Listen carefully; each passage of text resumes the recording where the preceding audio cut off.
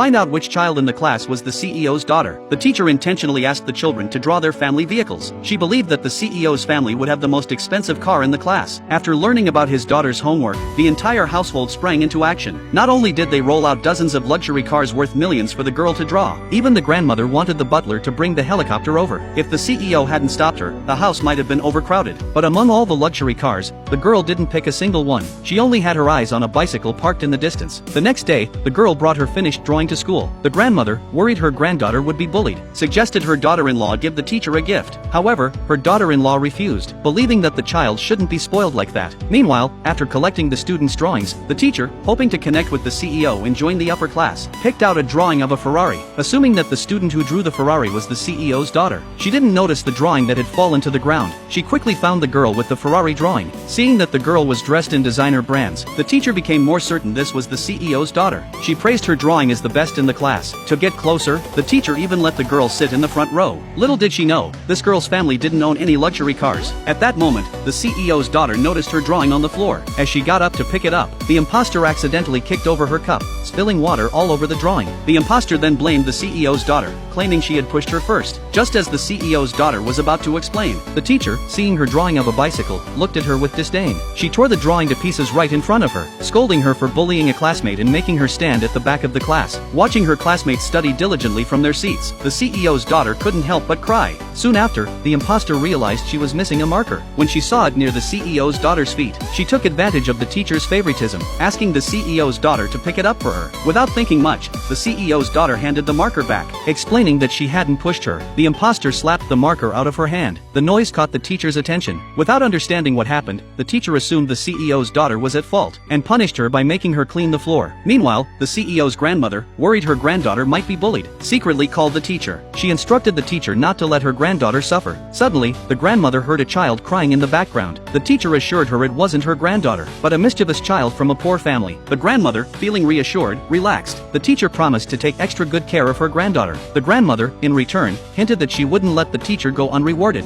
This delighted the teacher, as it was exactly what she wanted. Soon after, the principal called the teacher out of class, learning she'd identified the CEO's daughter. The principal instructed her to prepare a demonstration class, stating that the CEO would be visiting tomorrow to observe. Hoping she'd be impressed enough to invest in the school, the teacher confidently promised to make it happen. Later, during snack time, the teacher handed out small snacks to all the children, except for the imposter, who received a special cake prepared by the teacher. The CEO's daughter watched enviously. When she eagerly awaited her own snack, the teacher turned away without giving her one. She held onto the teacher, asking why she didn't receive a snack. The teacher replied that she didn't deserve a snack because she was a bad kid who bullied others. Heartbroken, she could only watch as her classmates enjoyed their treats. To flatter the CEO's family, the teacher texted the grandmother, saying that her granddaughter had eaten a lot and was very happy during afternoon tea. But when the girl returned home looking upset, the grandmother assumed it was because they hadn't given the teacher a gift, leading to her granddaughter being bullied. The next day, the grandmother called the teacher, saying her granddaughter would bring a gift to her office soon. Hearing this, the teacher was thrilled, eagerly anticipating a gift from the CEO's daughter. But to her surprise, the child who walked into her office was the very girl she had looked down on.